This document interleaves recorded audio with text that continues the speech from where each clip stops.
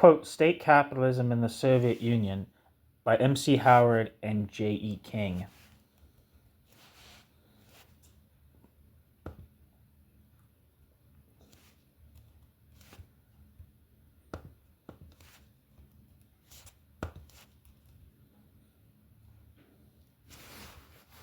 Footnote, Department of Economics, University of Waterloo, Waterloo, Ontario, Canada.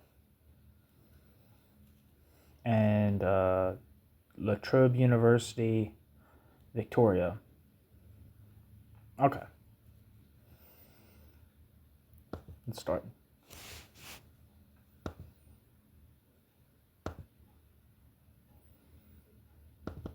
Introduction.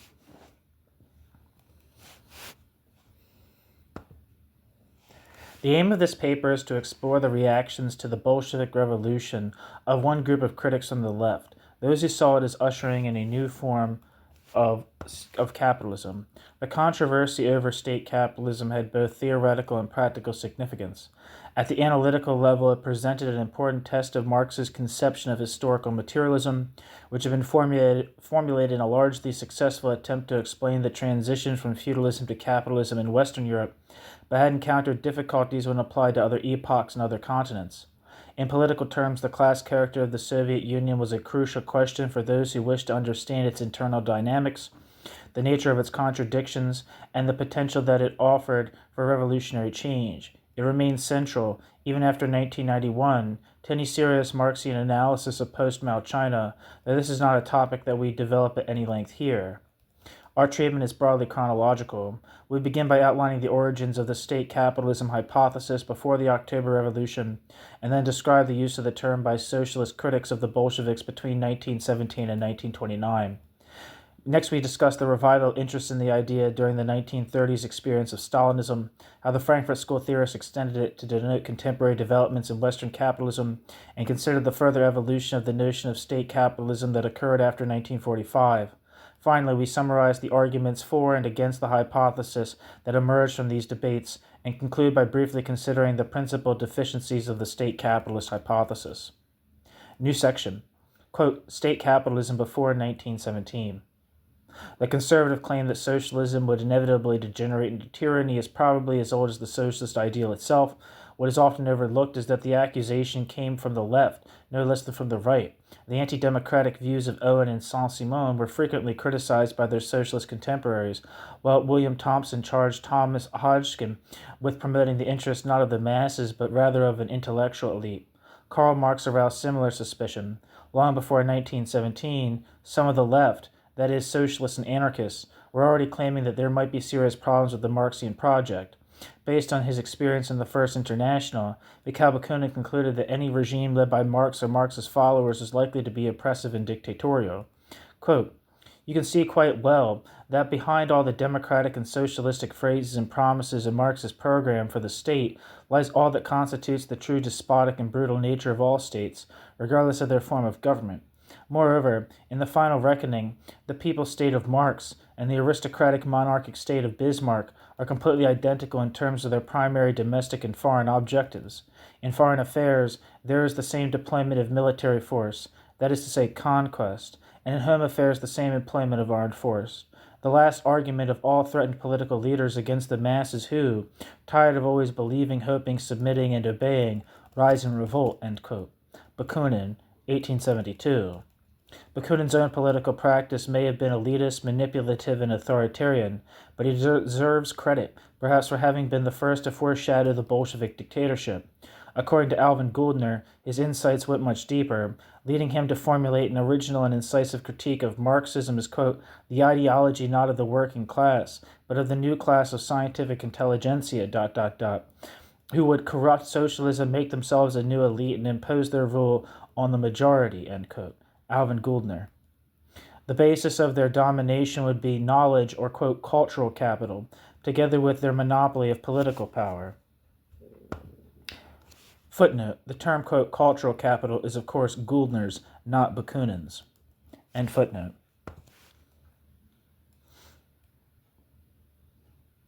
The base of their domination would be knowledge or, quote, cultural capital, together with their monopoly of political power. 30 years later, the Polish anarchist Jan Václav Mahajski reasserted Bakunin's position, arguing that the intelligentsia's rise to power as a new ruling class might be facilitated by a Marxist dictatorship. His analysis was taken seriously enough in Stalin's Russia for a campaign to be mounted in 1938 against, quote, Capitalism, end quote. At about the same time as Mahajski, in 1904, Trotsky expressed similar fears, this time in the context of Lenin's assertion that the party should become a hierarchy of professional revolutionaries, in what is, with hindsight, a chilling article attacking Lenin's Jacobin tendencies that led him towards, quote, substitutism, end quote. Trotsky predicted the replacement of the revolutionary working class as the source of political authority, first by the party, then by the party's leadership, and finally by a single-party dictator, end quote. Oh shit, there's no quote. Sorry.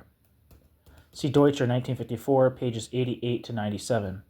Control of the state was central to all these arguments, but none of these writers speculated on the potential emergence of a new statist form of capitalism.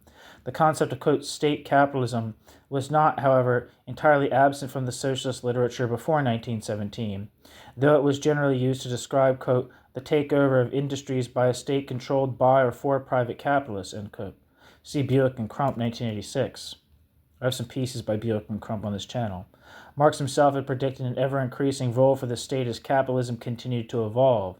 See Marx, 1867, I guess that's Capital, chapter 15, section 9, and in Anti-Düring, Engels had written that, quote, the modern state, whatever its form, is an essentially capitalist machine, the state of the capitalist, the ideal aggregate capitalist. The more productive forces it takes over into its possession, the more it becomes a real aggregate capitalist, the more citizens it exploits. The workers remain wage workers, proletarians. The capitalist relationship is not abolished, rather it is pushed to the limit. End quote. Engels, Anti-Düring. Later, Marxists acknowledged the part played by the state in developing capitalism in both Russia and Germany, with Lenin, for example, describing a, quote, Prussian path, by which the Tsarist regime hoped to save itself by incorporating some aspects of the bourgeois system and thereby reconstructing the ancien regime from above. This process was seen to have deepened in the early stages of the First World War, leading some Marxists to argue that the extension of state involvement in the capitalist economy was not only irreversible, but also entailed a profound systemic change. Nikolai Bukharin, for example, identified a new stage in the development of capitalism, in which all sectors of national production and all important social institutions had come under state management. Bukharin termed this new stage, quote, state capitalism. Rudolf Hilferding's interpretation of the German war economy is very similar, though Hilferding preferred the term, quote, organized capitalism. As we shall see later, was always deeply critical of the concept of state capitalism. New section, the 1917 Revolution. Those socialists who opposed the October Revolution did so for two reasons, which are closely related. First, they objected to the dictatorial nature of the Bolshevik regime, and in particular to the suppression of working-class democracy and imposition of one-party rule. Criticism of this type came from Rosa Luxemburg in 1918, Bertrand Russell in 1920, Emma Goldman, 1923, and Karl Kautsky, 1918, respectively, a revolutionary socialist, a guild socialist, an anarcho-communist, and a social democrat. Second, the more orthodox among the socialist critics reaffirmed the traditional Marxian position on the impossibility of a socialist revolution in Russia, which was deduced from the fundamental premises of historical materialism.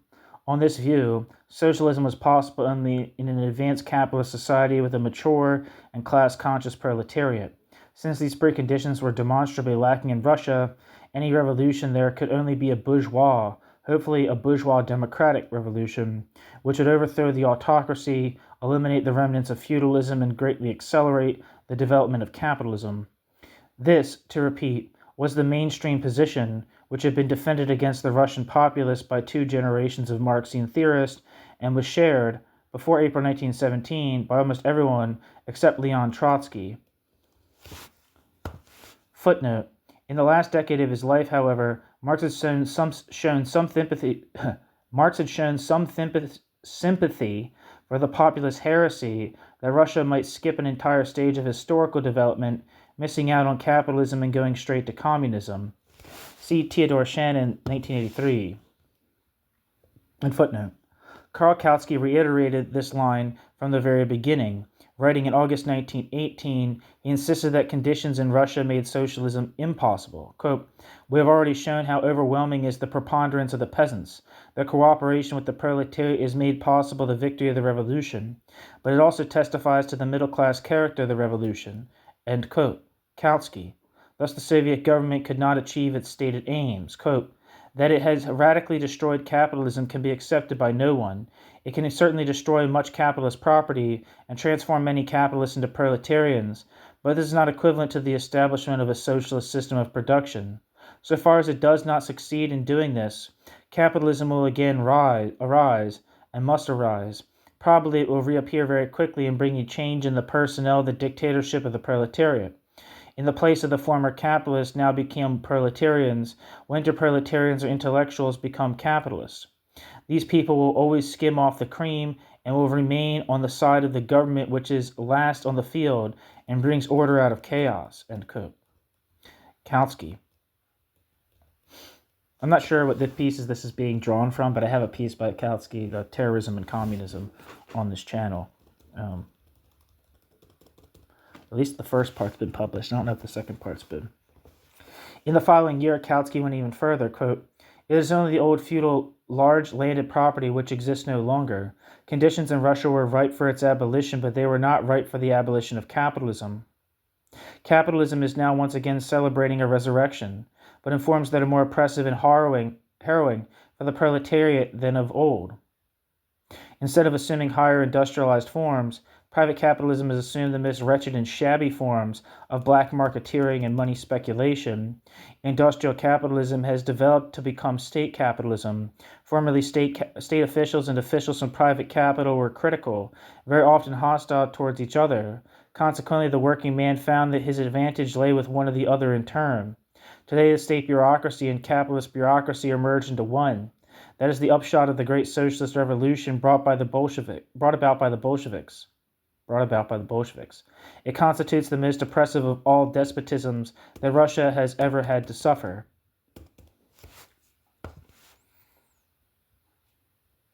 End quote.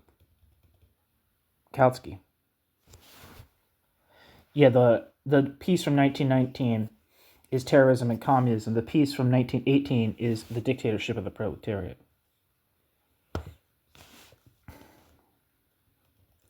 The same point was made in the United Kingdom by the anonymous leadership of the remorselessly orthodox Socialist Party of Great Britain. Less critical of the Bolsheviks, the Austro-Marxist Otto Bauer anticipated a gradual mellowing of the regime so that with increased democracy, quote, "there will emerge from dictatorial state capitalism," end quote, as Otto Bauer predicted in 1920, quote, "a socialist order of society," end quote. If you're interested to know more about Otto Bauer, there's a piece about Otto Bauer on the Russian question on this channel. There's a big debate within the social democracy between Otto Bauer and people who are sympathetic to the ideas of Otto Bauer and those that are sympathetic to Karl Kautsky. Karl Kautsky was infinitely more critical of the Bolsheviks than was Otto Bauer. Otto Bauer just viewed the Bolsheviks' tactics as inappropriate for Western Europe and other developed capitalist countries. But I have pieces that are kind of secondary literature on both of their commentaries on the early Soviet experiment.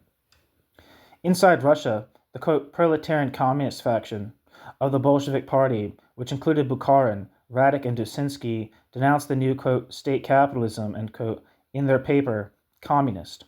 This provoked Lenin's famous polemic against, quote, left-wing childishness and petty bourgeois mentality, end quote, in which he denied the existence of state capitalism in Russia and regretted state capitalism's absence. Precisely what the protagonists in this debate meant by, quote, state capitalism is unclear. The left communists called for a, quote, general socialization of industry, end quote, and attacked the emergence of, quote, immense trusts directed by industrial captains, which from the outside appear to be state enterprises, end quote. Cited by Jerome and Buick, 1967. I really want to get my hands on that article. Lenin's use of the term is equally ambiguous. On one reading, he was referring to a mixed economy with a role for private capitalists. That's the view, apparently, of Alec Nova in 1886. An alternative interpretation is that Lenin simply meant the use by state-owned firms of well-established capitalist techniques for efficient production, above all the principles of, quote, scientific management advocated by Frederick Winslow Taylor. Neither side, at this early stage, seemed to have viewed state capitalism as a new and distinct mode of production. After Lenin's death in 1924, the term continued to be used by dissident Bolsheviks, including Zinoviev and Kamenev, and by the anti-Leninist Council Communists, who asserted the need for direct democracy through workers' councils emancipated from party domination. Quote, the dictatorship of the party is commissar despotism, end quote. The German Council Communist Otto Rühle wrote in 1921, quote, it is state capitalism, end quote. 3 years later, Rühle distinguished nationalization from socialization. Quote, through nationalization, you can arrive at a large-scale, tightly, centrally run state capitalism, which may exhibit various advantages as against private capitalism, only it is still capitalism, end quote. Otto Rühle, cited by Buick and Crump, 1986. As the Menshevik Aaron Yegov put it, quote, the nationalization of industry in Russia has not produced a socialist economy, but only a bureaucratic and badly functioning state capitalism, end quote. Yegov, cited by Jerome Buick, 1967. New section, the impact of Stalin. There is a lack of precision, indeed a sloganeering quality, about these references that was not dispelled, possibly could not be dispelled, before the Stalin Revolution in the Soviet Union that began in 1929.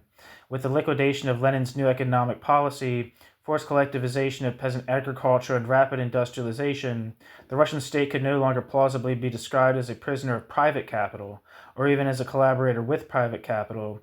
Instead, the Soviet bureaucracy seemed to be carrying out much of the historical task of the Russian bourgeoisie, which had itself failed, dismally and in due course fatally, to achieve before 1914. Comparison with the transition from feudalism to capitalism and with industrialization in the West made Marxists begin to ask whether it was not possible, by a profound irony of history, that the mission of the first successful workers' revolution was the construction of capitalism. Indeed, this is what people like, the Council Communists as well obviously think that, but in a different way, Amadeo Bordiga comes to that position, as well as Shaul Bettelheim.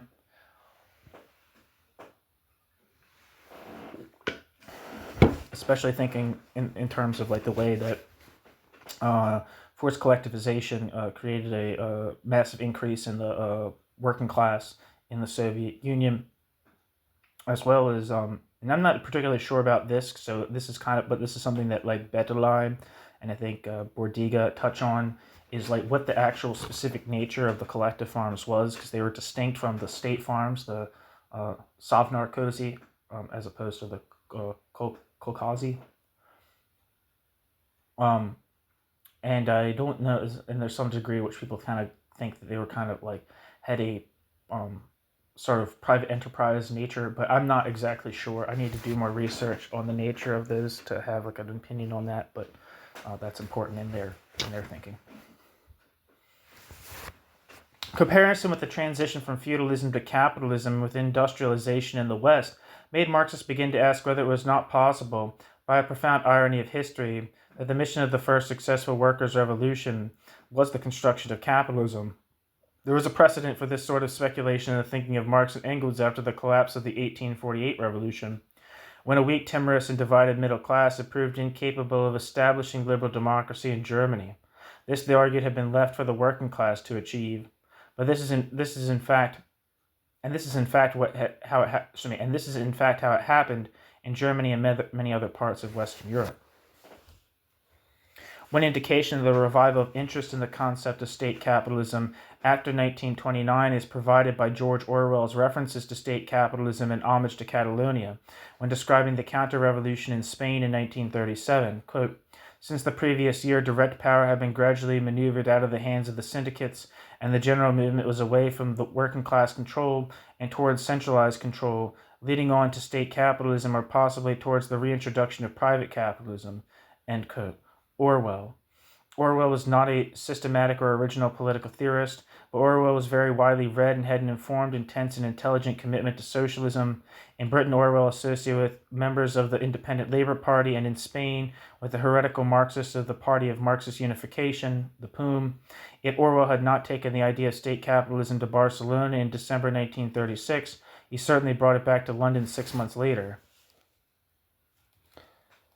There was at least three potential sources from which Orwell might have drawn, at first or second hand: Menshevik, council communist, and dissident Trotskyist. Among the exiled Mensheviks, there was, after 1929, an intense and continued discussion of the long-term implications of Stalin's revolution. Theodor Dan, who had previously taken the quasi-Trotskyist position that the Soviet Union was a form of workers' state with bureaucratic deformations, now maintained that it had, quote, ... entered a necessarily transitory phase of state capitalist development. Objectively speaking, this phase represented real progress vis-a-vis the earlier primitive forms of capitalism. Industrialization and collectivization in particular were achievements that no future democratic regime in Russia should attempt to undo. On the international level too, the transformation of Russia marked an advance for the working class, inasmuch as it encouraged and strengthened the proletariat in the worldwide confrontation with capitalism and fascism. In the course of the 1930s, this argument was to gather increasing weight, end quote. Liebig, 1987. I have a piece by Liebig on Rudolf Hilferding and the influence of Mensheviks on this channel. In fact, that's actually what's cited here, it looks like. Yeah, Andrei Liebig, Marxism and Totalitarianism, Rudolf Hilferding and the Mensheviks. That's published in Dissent, 1987. All right, interesting stuff. The Council Communists took a much less optimistic view. In 1934, the group of international communists in the Netherlands denounced the USSR as, quote, nothing but a capitalist economy taken over by the state and directed from the outside and from above by its bureaucracy. The Bolshevik socialism is state-organized capitalism, end quote. Cited by Bulick and Crump, 1986. Paul Maddock, a German council communist exiled in the United States, is equally scathing. Quote, ... The disappearance of the individual capitalist alone does not end the capitalist form of exploitation.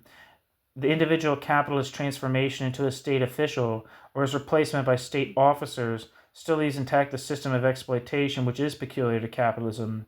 The separation of the worker from the means of production, and with this, class ruler continued in Russia, with the addition of a highly centralized, single-minded exploitative apparatus that now makes more difficult the struggle of the workers for their objectives, so that Russia reveals itself only as a modified capitalistic development expressed in new terminology, end quote. Paul Maddock, 1939.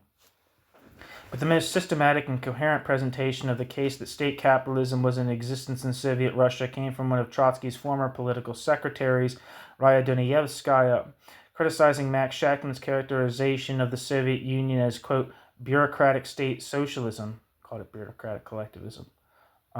Dunayevskaya insisted that, quote, the determining factor in analyzing the class nature of society is not whether the means of production are the private property of the capitalist class or are state-owned, but whether the means of production are capital, that is, whether they are monopolized and alienated from the direct producers. I would say that's definitely not what capital means, but that's like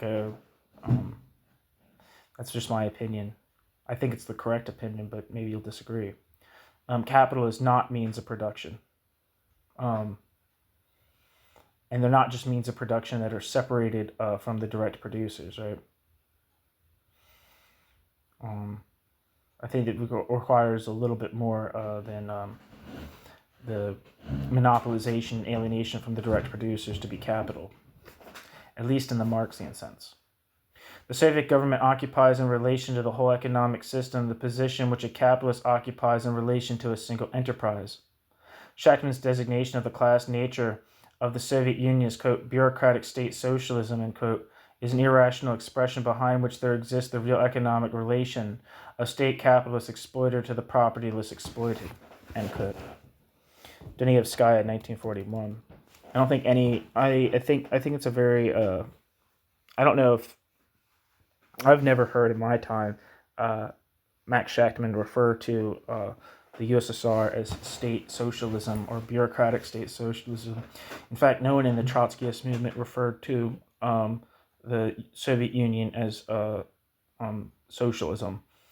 They might have said that production was socialistic with the bourgeois distribution norms, but you couldn't have. They didn't view. No one in this conversation at all is viewing the USSR as socialist.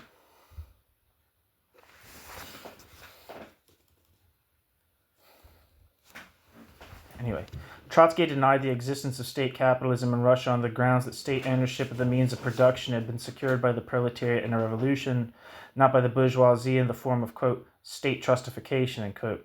For Dunievskaya, this position was profoundly mistaken, quote, but is it necessary for Marxists to stress the fact that socialization of the means of production is not socialism, but as much an economic law of capitalist development as is monopoly? The weak Russian bourgeoisie was incapable of accomplishing either the democratic tasks of the revolution or the further development of the productive forces. Quote, its task was accomplished by the masses with the method of social revolution, ... I don't know what tasks it's being referred to here. Is it the development of capitalism, or is it just, like, generically speaking, the development of the productive forces? It's an important thing to distinguish. ... To prove that the particular state monopoly capitalism existing in Russia did not come about through state trustification, but by methods of social revolution, explains its historical origin, but does not prove that its economic law of motion differs from that analyzed by Karl Marx, Engels, and Lenin. End quote. Raya Dunievskaya, 1941.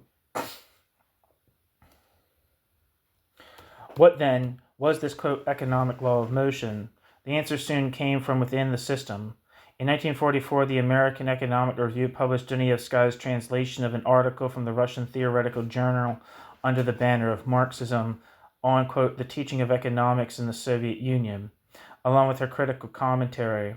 Up to now, Dunievskaya noted, Stalin's ideologists had always denied that the Marxian law of value operated in the USSR. Now, quote, in a startling reversal of Soviet political economy, end quote, the official line had changed. The law of value is now deemed to apply to the Soviet economy, but in the service of socialism without implying the continued existence of exploitation. This, however, was in blatant contradiction to the position of all previous Marxian theorists, for whom the, quote, law of value entails the use of the concept of alienated or exploited labor, and as a consequence, the concept of surplus value, end quote. Again, this is like why I think Rudolf Hilferding's analysis, and so is Chris Arthur's, is so brilliant of this kind of conception of state capitalism, because alienated or exploited labor is not something that's specific to capitalism. There are many ways that you could have an alienated or exploited labor force and it not entail specifically capitalist relations. Also, yeah, I mean, I would say that the law of value does entail the concept alienated or exploited labor and the concept of surplus value in it. I would agree with that. But yeah. I don't know, maybe I'm misreading this. Sorry. The law of value is now deemed to apply to the Soviet economy, but in the service of socialism and without implying the continued existence of exploitation. This, however, was in blatant contradiction to the position of all previous Marxian theorists, for whom, quote, the law of value entails the use of the concept of alienated or exploited labor, and of a consequence, the concept of surplus value, end quote.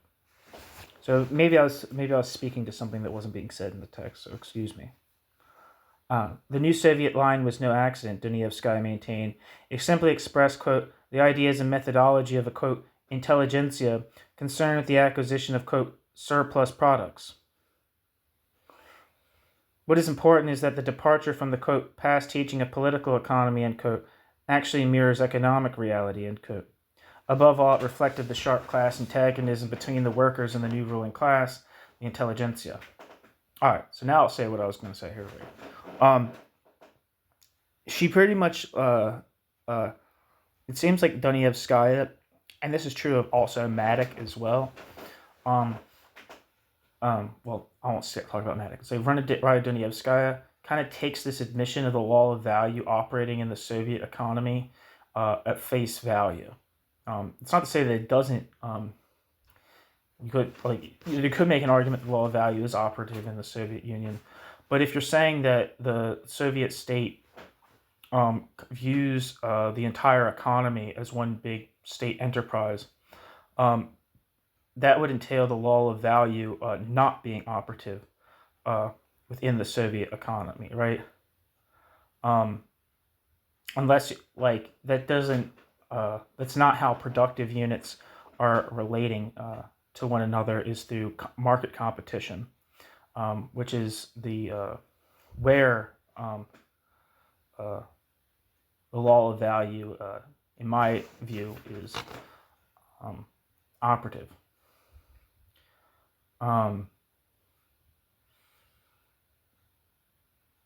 It seems like for the law of value to actually, that would be like saying like the law of value operates within a single firm, right? And obviously, that's true, but that's not how labor is divided within a firm. It's not divided by the law by. I feel like I'm losing my thought here. It's not divided by value, and separate producers, but by a unified producers in accordance with a common plan within the individual capitalist firm. Now, it doesn't mean that the law of value might not in the world economy can potentially dictate what is happening within the Soviet Union if the Soviet Union is indeed participating in that world economy.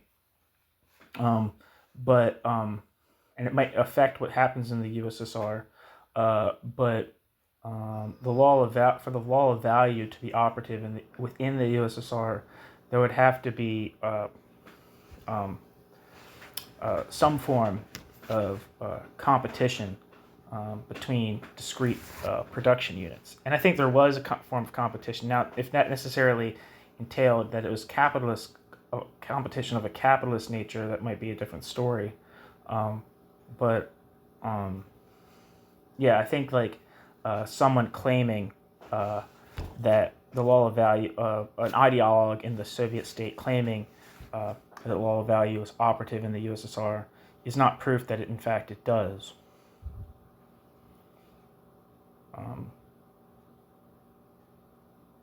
There could be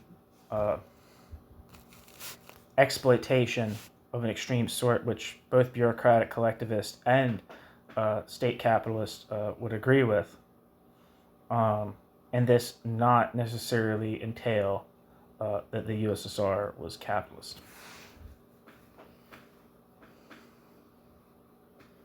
Anyway, sorry, I feel like I didn't even come to a point there. I feel like I was just kind of rambling. The new Soviet line was no accident, Dunayevskaya maintained. It simply expressed, quote, the ideas and methodology of a, quote, intelligentsia concerned with the acquisition of, quote, surplus products. What is important is that this departure from, quote, past teaching of political economy, end quote, actually mirrors economic reality, end quote, Dunayevskaya. Above all, it reflected the sharp class antagonism between the workers and the new ruling class, the intelligentsia.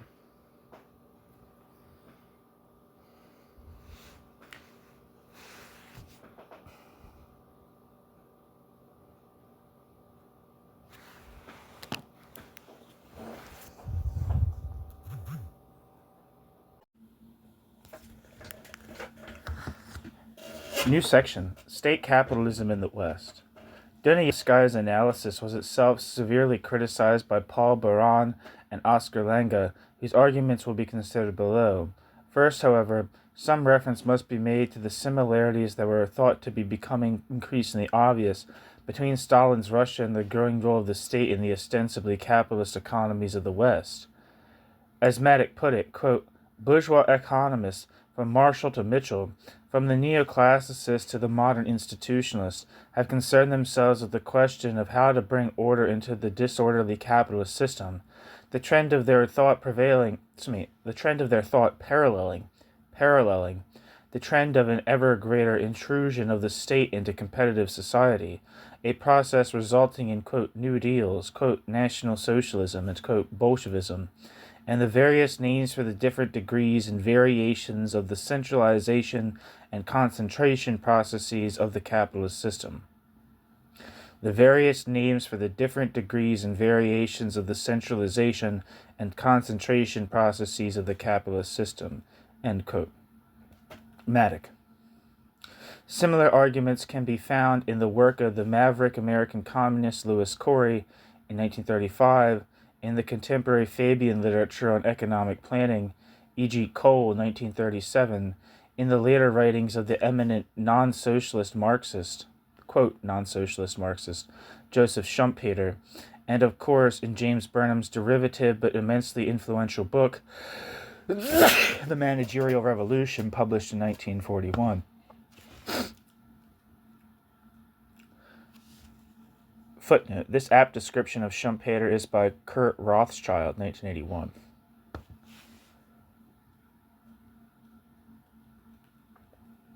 End footnote. The most rigorous version of the, quote, state capitalism thesis as applied to the West came from the Marxists of the Frankfurt School, most notably from Friedrich Pollock. State capitalism for Pollock was a theoretical term. It denoted, quote, a model that can be constructed from elements long visible in Europe and to a certain degree even in America, end quote. Pollock. Where the influence of the market had been greatly reduced and the economic role of the state had correspondingly increased. Under state capitalism, a general plan had replaced the market as the principal means of directing production, consumption, saving, and investment. Prices were administered by bureaucrats, and, quote, profit interests were, quote, strictly subordinated to the general plan, end quote. The principle of rationalization and the techniques of scientific management were employed in state capitalism at the expense of economic laws, which had ceased to operate. Footnote: Pollock's Weberian conception of rationalization was given greater emphasis by one of his Frankfurt School colleagues, Herbert Marcuse, in 1941 and 1964.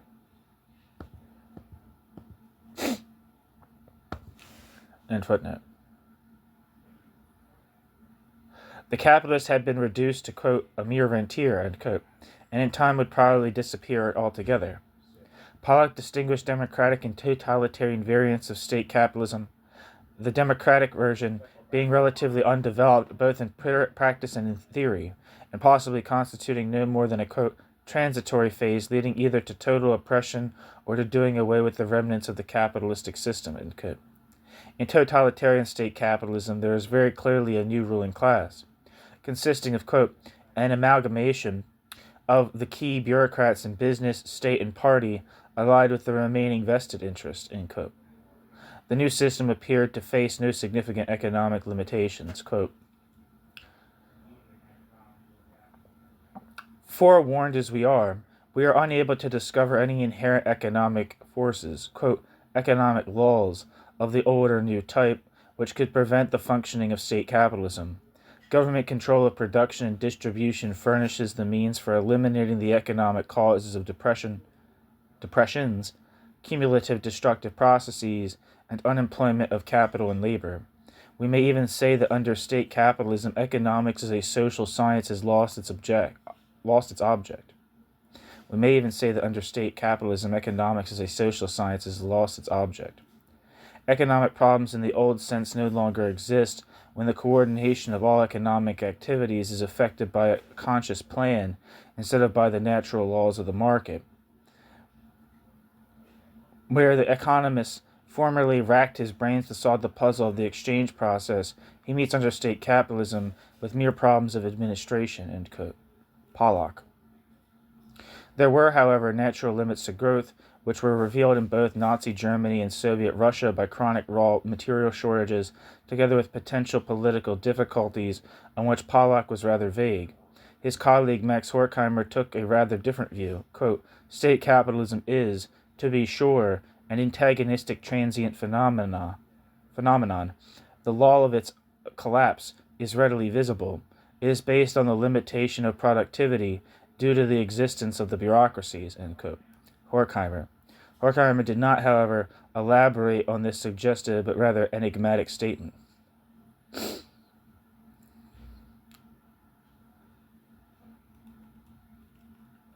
New section. After 1945. After 1945, the state capitalism hypothesis appeared to be even more plausible, despite the destruction of its fascist variant. The very survival of the Soviet Union made the proposition that it was in some sense a temporary or, quote, transitional phenomenon much less credible.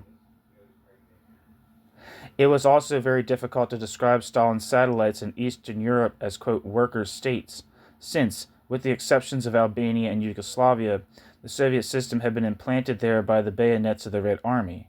Moreover, a mechanism was now at hand to explain how the allocation of resources in the Soviet Union was, in fact, dictated by the forces of capitalism, albeit in an indirect manner.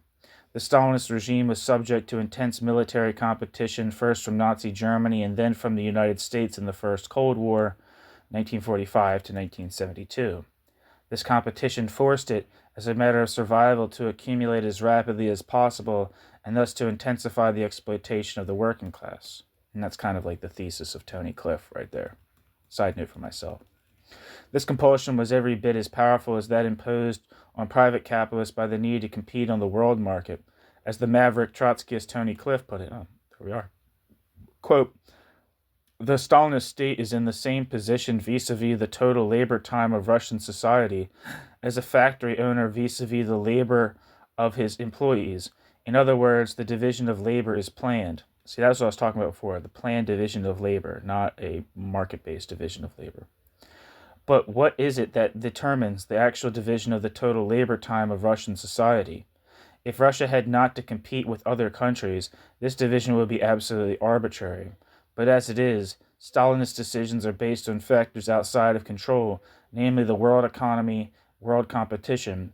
From this point of view, the Russian state is in a similar position to the owner of a single capitalist enterprise competing with other enterprises.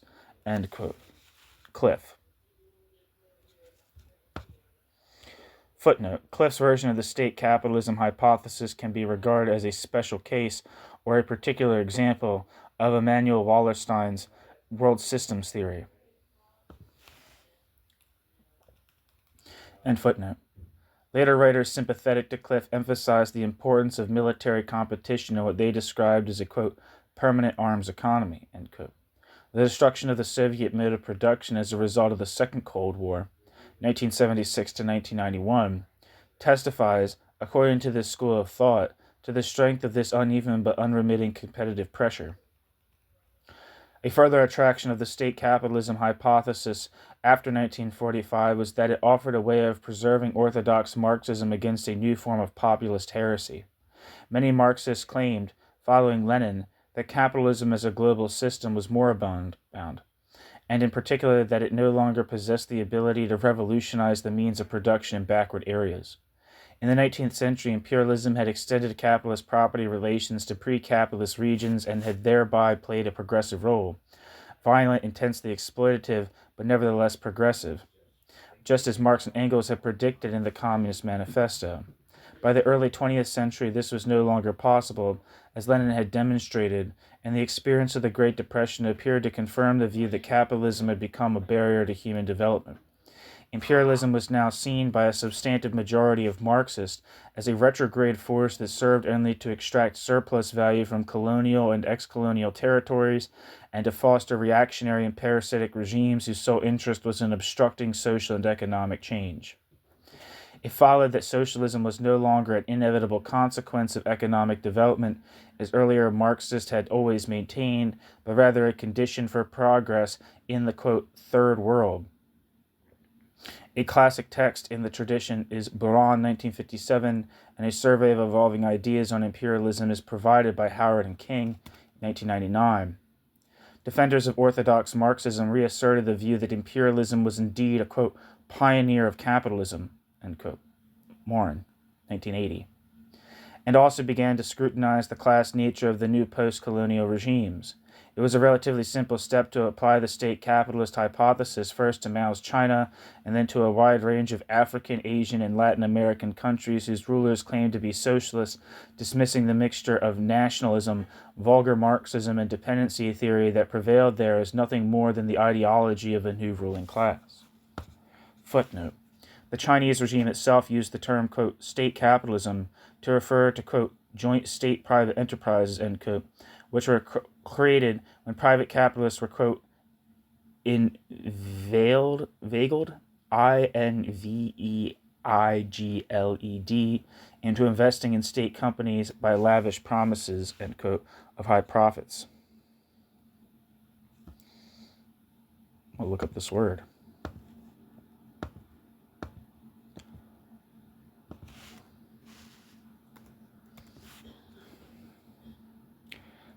Inveigled.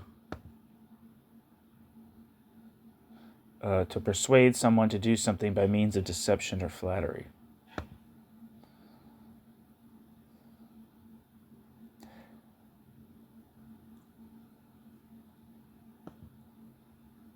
Back to the text and footnote. One of the first to do so was Cliff, writing under his birth name Yigal Gluckstein, who, as we have seen, was also the author of an influential critique of state capitalism in the Soviet Union. In 1957, Cliff described China as a form of, quote, bureaucratic state capitalism, very similar to that in Russia and revealing interesting parallels with old, quote, Oriental society. But there were also, quote, big differences. While the old autocratic state managed the irrigation system, which was a key sphere of contemporary economic life, it left the greater part of production proper in the hands of private persons. The Maoist state manages the key sectors of industry, banking, and trading, and is bent on enlarging its control of the management of all production and distribution, both in industry and agriculture, With Mao's bureaucratic management of the whole economy, the party and state bureaucracy will, assume total control over all aspects of life, end quote. Gluckstein, or Tony Cliff. The state capitalism hypothesis was again applied to China and more generally by later writers in the same tradition, e.g. Birchall, 1974. In Yugoslavia, the thesis that communism had created a new class society was advocated by the former Vice President Milovan Djilas. The new ruling class, Djilas argued, was, quote, the bureaucracy, or more accurately, the political bureaucracy, end quote, whose, quote, ownership privilege, manifests itself as an exclusive right as a party monopoly for the political bureaucracy to distribute the national income, to set wages, direct economic development, and to dispose of nationalized and other property, end quote. Djilas. Djilas did not, however, regard the new class society as a form of capitalism, since its underlying dynamic was not the pursuit of profit. Quote, the communists cannot attain complete control over production, end quote, Djilas wrote. Quote, but they have succeeded in controlling it to such an extent that they continuously subordinate it to their ideological and political goals. In this way, communism differs from every other political system, end quote. Djilas. Lenin had been right to describe capitalist politics as, quote, concentrated economy, end quote. But this had been reversed under communism when, quote, economy has become concentrated politics, end quote. New section, the central issues. It is now time to draw together the various strands of the argument. While the starting point for discussion of state capitalism after 1917 was invariably the ironic historical role of a victorious working class in a pre-capitalist or backward capitalist country, the analysis did not end there. It was easy enough to demonstrate that wage labor had not been abolished in the Soviet Union and that the proletariat had no more control over the allocation and use of the means of production than its counterpart in the West. It also seemed clear that the extraction of surplus labor and its appropriation by the minority, which did control the means of production in the interest of accumulation, in short, their exploitation, was proceeding on an ever-increasing scale, and until the late 1960s, at what appeared to be an ever-increasing pace, allowing the Soviet Union first to catch up and then to overtake the West. Clear analogies could be drawn with Marx's own analysis of primitive accumulation in 16th century England, when a predominantly peasant society was ravaged by a process of, quote, fraud and force, end quote, in which the state played a central role. The outcome was a massive expansion of the proletariat and the concentration of productive resources in the hands of a new, avaricious, and ruthlessly capitalist ruling class. As for the Soviet Union, there could be no doubt as to the extent of the power and privileges of the new class. By 1945, Dostoevskaya could refer her critics to a number of Western sources documenting the wide incomes differentials in the Soviet Union, and also to statements by Molotov and Stalin on the economic status of the intelligentsia. These differentials, Dostoevskaya argued, provided clear evidence of, quote, the actual production relations, end quote, in Russia, which were based on exploitation. More orthodox Marxists objected that the exploitation of wage labor was only a necessary condition for the existence of capitalism. The exploitation of wage labor was not sufficient. For a system to qualify as capitalist, it was also necessary that the means of production were capital. That is, they were privately owned, capable of being bought and sold, and allocated according to the criterion of maximum profit. In short, it was necessary for the law of value to prevail, and in the Soviet Union it evidently did not. Moreover, the means of production were not private property in the Soviet Union, and therefore could not be sold, bequeathed, or inherited. Output and investment decisions were made by bureaucrats in accordance with the dictates of the plan, not the market. There was no competition between Soviet enterprises, and hence no basis for the operation of the law of value. C. Mandel, 1969. As Rudolf Hilferding put it, quote, a capitalist economy is governed by the laws of the market, analyzed by Marx, and the autonomy of these laws constitutes the decisive symptom of the capitalist system of production. A state economy, however, eliminates precisely the autonomy of economic laws. It represents not a market but a consumer's economy. It is no longer price but rather a state planning commission that now determines what is produced and how. Formally, prices and wages still exist, but their function is no longer the same. They no longer determine the process of production, which is now controlled by a central power that fixes prices and wages, end quote. Hilferding claimed that those who defended the state capitalism hypothesis had been misled by the rapid rate of accumulation in the Soviet Union. But, quote, the mere fact that the Russian state economy accumulates does not make it a capitalist economy, for it is not capital that is being accumulated, end quote. Hilferding. To argue otherwise involved, quote, a gross confusion between value and use value, end quote. Hilferding. Paul Baran criticized Dostoevskaya on similar grounds. In the Soviet Union, exchange ratios between commodities were determined by the state together with quantities produced and allocated of In the Soviet Union, exchange ratios between commodities were determined by the state together with the quantities produced and the allocation of the labor force.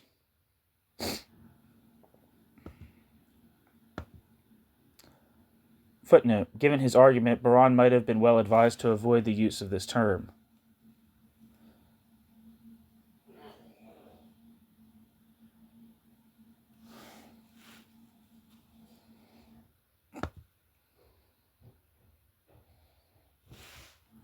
The use of the term he's referring to is commodities, which is precisely what I was thinking when I was reading it as well.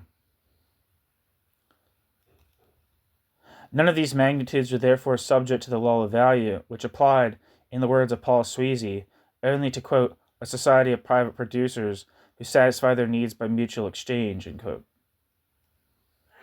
Sweezy. The Soviet economists' reference to, quote, value were nothing more than a, quote, terminological muddle, end quote, and it served only to, quote, deprive the, quote, law of value of all the law of value's meaning and significance, and to turn the law of value into a night in which all the cats are gray, end quote. Baran. Oscar Lange, by contrast, maintained not only that the law of value did apply to socialism, but also that this was the position of Marx himself. It had been denied by earlier Soviet economists, and the article attacked by Dostoevskaya thus represented a return to the original Marxian doctrine. Quote, there is, of course, a difference in the mode of operation of the, quote, law of value, end quote, under capitalism and under socialism. Under capitalism, it asserts itself through the impersonal automatism of the market. In a socialist society, it serves as a normative principle for the allocation of resources by the planning authorities, end quote.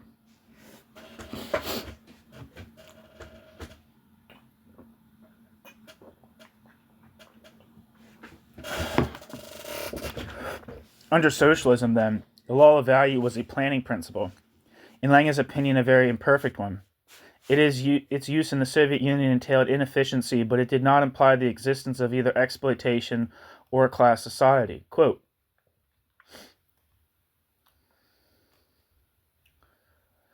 there is no contradiction between the view that the theory of value can serve as a basis for socialist planning and the fact that Marx applies it as a basis for his theory of exploitation.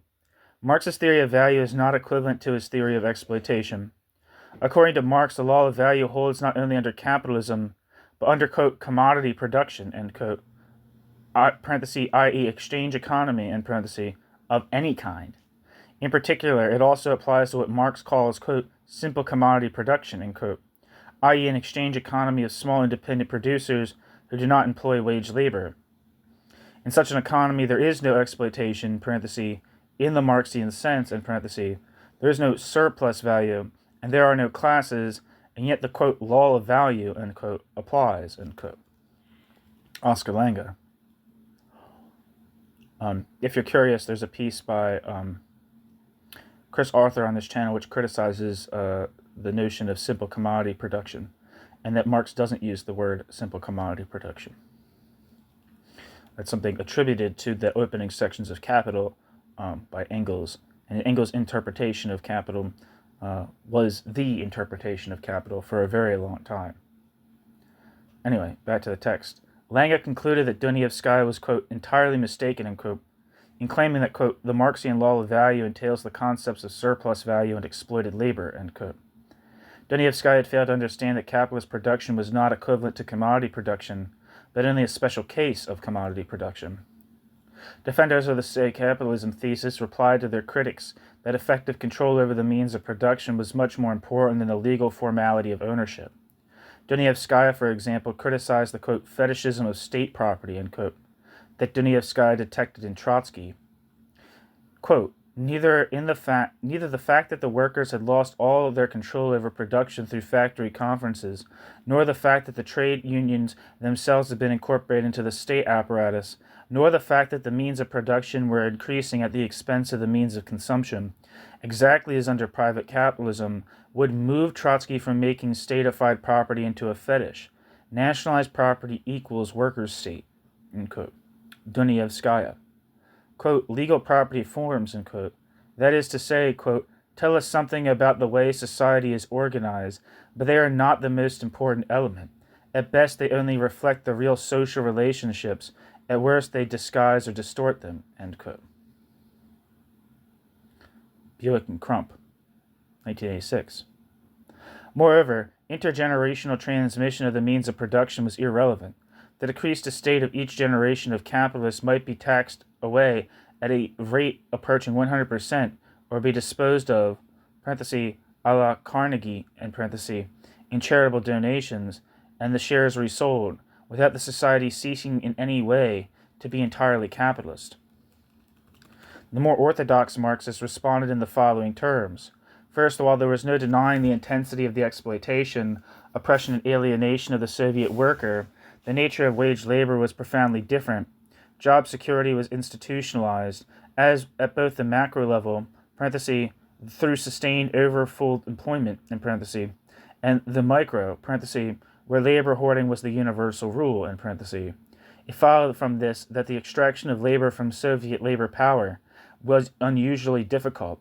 Since the classic capitalist sanction, the fear of the sack scarcely applied.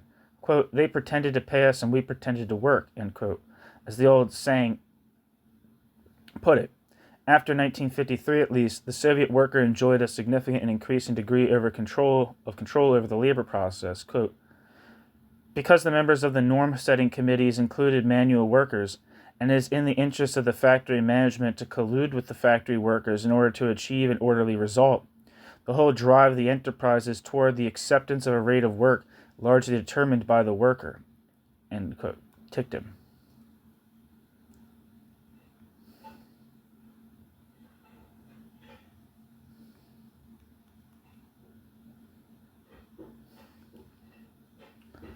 It seems like I'm just thinking here. This isn't actually like a profound point, but I'm thinking about Tickton right now. I'm thinking about how, like, you could say it was in the interest of factory management to collude with workers in order to achieve uh, an orderly result in capitalism. Um, like, I don't understand why there would be some kind of special collaborative effort between factory management and workers to achieve a plan in any way that was different than achieving a profit by creating a profitable commodity. I don't think the fact that they were both the ordering principle was the plan, that there was some kind of, I don't know, stalemate or something, like, or like kind of collaboration between factory. I don't know. It's not that this couldn't happen, but I'm just thinking out loud.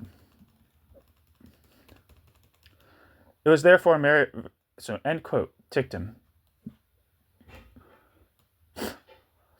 It was therefore very much more difficult to introduce new technology than was the case in the West, so that the productivity of labor inevitably lagged behind, and a very large proportion of the Soviet workers' consumption bundle was provided outside the market, through the quote, social wage supplied by the state, pensions, education, health care, sometimes housing, and by the enterprise, housing, holidays, social welfare.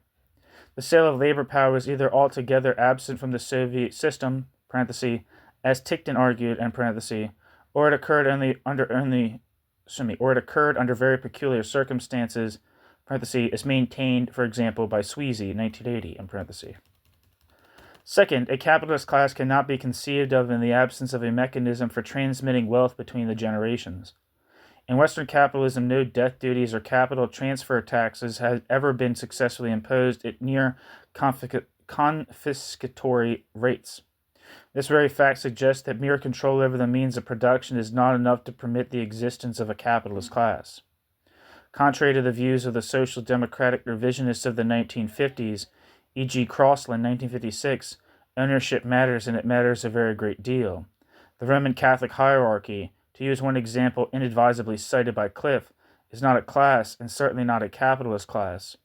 Neither, Rudolf Hilferding insisted, was the Soviet bureaucracy. Quote, bureaucracy everywhere, and particularly in the Soviet Union, is composed of a conglomeration of the most varied elements, ... In reality, the bureaucracy is not an independent bearer of power. In accordance with its structure as well as function, it is only an instrument in the hands of the real rulers. It is organized as a hierarchy and subordinated to the commanding power, ... It is not the bureaucracy that rules, but he who gives orders to the bureaucracy. And it is Stalin who gives orders to the Russian bureaucracy. End quote. Hilferding. Excuse me, I know that's gross. Thus, the Soviet Union was not a class society, but a, quote, totalitarian state, which, quote, subjects the economy to its aims, end quote. In consequence, quote, the economy loses the primacy which it held under bourgeois society, end quote. The character of the Soviet and fascist system, Hilferding maintained, was not determined by the character of the economy. Quote, on the contrary, it is the economy that is determined by the policy of the ruling power and subjected to the aims and purposes of this power, end quote, as has been the case in the late Roman Empire. Third, without the ability to buy and sell the means of production, there is no way in which Soviet bureaucracies were able to enforce efficient operation on individual enterprises, which had repeatedly to be rescued from the effects of their mistakes. In other words, budget constraints were invariably non-binding, or, quote, soft. Hayek had argued this in his debate with Oskar Lange in the 1930s, and he appears to have been correct. Even in Hungary, there were 2 decades of economic reform after 1968 were intended to impose market discipline on state enterprises. The actual outcome was the persistence of, quote, millions of micro-interventions in all facets of economic life. Bureaucratic micro-regulation has continued to prevail, end quote. Kornai. In the Soviet Union, matters were much worse. This would have come as no great surprise to Zhilas, who described, quote, the communist economy as, quote, perhaps the most wasteful economy in the history of human society, end quote. Zhilas. nor to Rudolf Hilferding. Since the law of value did not operate, Hilferding claimed, its most important consequences failed to occur. There were no crises of realization, tendencies to rising unemployment, or a falling rate of profit. Neither was there constant mobility of resources between sectors and regions, nor continuous rationalization of production. The inevitable result was the declaration of the Soviet growth rate. After the initial phases of primitive accumulation and post-war recovery, and failing economic performance was in turn the underlying material cause of the political stagnation and increased repression that set in after 1964. The Soviet Union's competition with the United States in the Second Cold War was thus inevitably a losing one. New section. Conclusion. Quote, state capitalism came to designate the persistence in the Soviet Union of many phenomena associated with capitalism, alienation, exploitation, wage labor, inequality, and the law of value. However, apart from the widespread use of wage labor, all these characteristics were also evident in pre-capitalist forms of production too. They're not specific to capitalism. Not surprisingly, then, the state capitalist designation turns out to be rather blunt analytically. Theoretical elucidation takes second place to description and condemnation. Thus, the state capitalist hypothesis fails to illuminate either those events intimately linked with Stalinism or the so-called de-Stalinization that occurred after 1953. During the purges that devoured so many of the, quote, new ruling class, unquote, nor the subsequent waves of reform and mushrooming corruption that proved so important in the malfunctioning and eventual collapse of the system are made any easier to understand by classifying Soviet production relations as capitalist. Quite the reverse, in fact. The state capitalist hypothesis places the emphasis on general structural characteristics and not on their specific Soviet forms, which differentiate the Soviet mode of production from that of the capitalist West, and must therefore constitute the materialist basis from which any explanation of the unique history of the Soviet Union must start.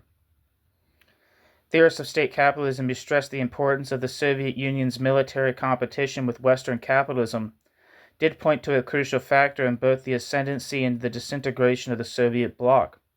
But emphasizing the capitalist nature of the Soviet Union is no more enlightening than it is with regard to the productive relations. The Soviet failure to compete militarily in the Second Cold War reflected a contradiction between the productive relations and the new technologies that were required to maintain parity in weaponry.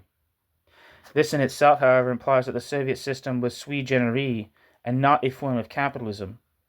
Thus, the state capitalist hypothesis is unpersuasive in either its, quote, internalist or, quote, externalist forms.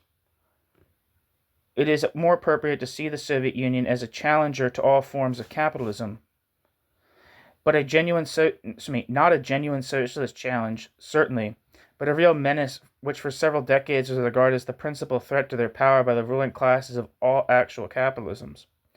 As it turns out, somewhat paradoxically, both the initial successes of the Soviet Union and its ultimate failure are understandable in terms of historical materialism.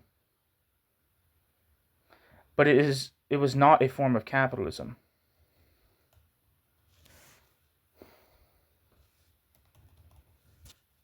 That's the end of the piece. Thank you for listening.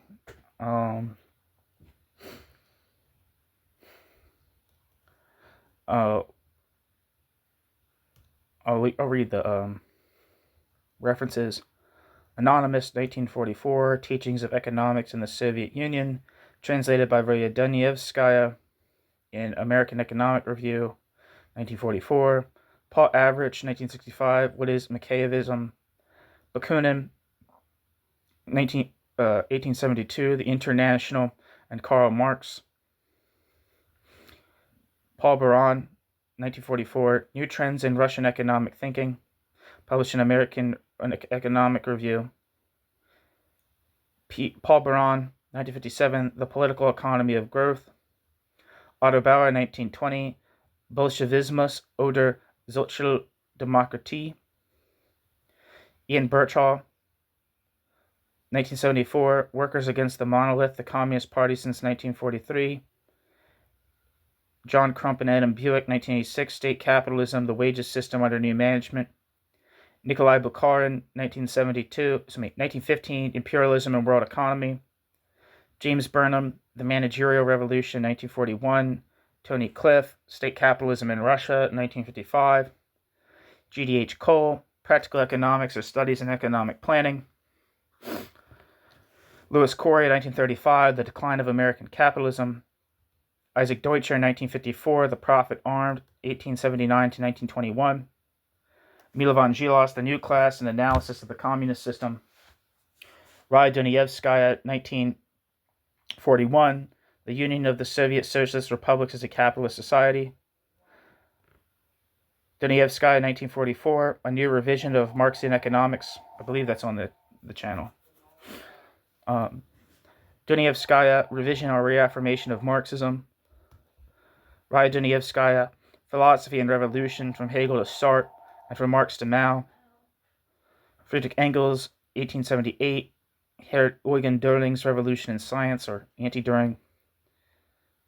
Gluckstein, 1957, Mao's China. Emma Goldman, 1923, My Disillusionment in Russia. Alvin W. Gouldner, 1979, The Future of the Intellectuals and the Rise of the New Class. Sorry, did I say AV? It's AW. Alvin W. Gouldner, Marx's Last Battle, Bakunin, The Fourth International, 1982. Hayek, The Present State of the Debate, published in Friedrich A. Hayek's edited volume, Collectivist Planning, Critical Studies and the Possibilities of Socialism by N.G. Pearson, Ludwig von Mises, Georg Halm, and Enrico Barone. Rudolf Hilferding, State Capitalism or Totalitarian State Economy, published in 1940. It's on this channel. Horkheimer, The Authoritarian State, 1940. Howard and King, 1989, A History of Marxian Economics, Volume 1. Howard and King, 1992, A History of Marxian Economics, Volume 2. Howard and King, 1999, this article, What Happened to Imperialism? Whatever Happened to Imperialism in the book, edited by R.H. Chilcote, The Political Economy of Imperialism. Howard and King, Raya Dunayevskaya, 1910 to 87, published in R.W. Diamond, M.A. Diamond, and E.L. Forget's edited volume, A Biographical Dictionary of Women Economists. Howard and King, The Stalinist Counter-Revolutions, published in Capitalism, Socialism, and Radical Political Economy, Essays in Honor of Howard J. Sherman. Buick and W. Jerome and Adam Buick, 1967, Soviet State Capitalism, The History of an Idea. Kolakowski, The Dictatorship of the Proletariat, 1918. Kolakowski, 1919, Terrorism and Communism.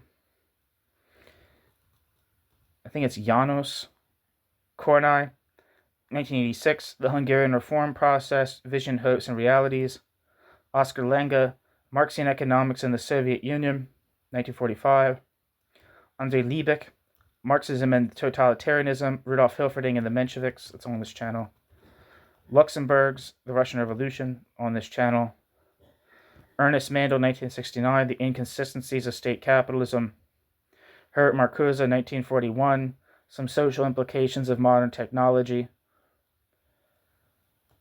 Herbert Marcuse, 1964, One-Dimensional Man. Marx Capital, Volume 1. Matic, Council Communism, published originally from 1939. P. Mayer, 1944, The Soviet Union, A New Class Society. Out Nova, Marxism and, quote, Really Existing Socialism, published in 1986. Orwell, 1938, Homage to Catalonia. Orwell, 1938, Review of E. Lyons, Assignment in Utopia, published in George Orwell and Politics, edited by P. Davison. Friedrich Pavlak, State Capitalism, Its Possibilities and Limitations, on this channel. K.W. Rothschild, 1981 article, Schumpeter and Socialism, published in H. Frisch's edited volume, Schumpeterian Economics. Otto Rula, 1921, The Basic Issues of Organization, published in Otto Rula's From Bourgeois to the Proletarian Revolution. Otto Rula, 1924, From the Bourgeois to the Proletarian Revolution. Bertrand Russell, The Practice and Theory of Bolshevism. D. Sassoon, I think it's Donald Sassoon, 1996, 100 Years of Socialism, the West European Left in the 20th Century. Schumpeter, 1943, Capitalism, Socialism, and Democracy. Theodore Shannon, 1983, Late Marx and the Russian Road. Paul Sweezy, 1942, The Theory of Capitalist Development. Paul Sweezy, 1980, Post-Revolutionary Society. Hillel Tickton, Origins of the Crisis in the USSR, Essays on the Political Economy of a Disintegrating System. I have some pieces from that, but the recordings got fucked up. B. Warren, 1980, Imperialism, Pioneer of Capitalism. A. Yugov, Economic Trends in Soviet Russia, 1930. All right, that's the end. Thanks for listening.